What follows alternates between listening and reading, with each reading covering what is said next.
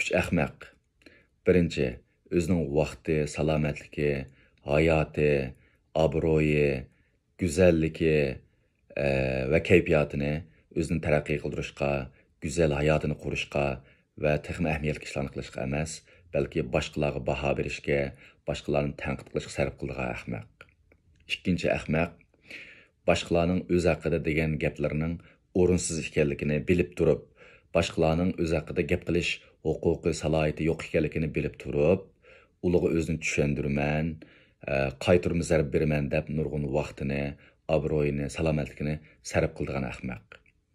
Uchinchi ahmaq, yuqoridagi ikkisining tamaşasını ko'radigan, ularga bazo beradigan, ulg'aytadigan, yog' chachadigan ahmaq.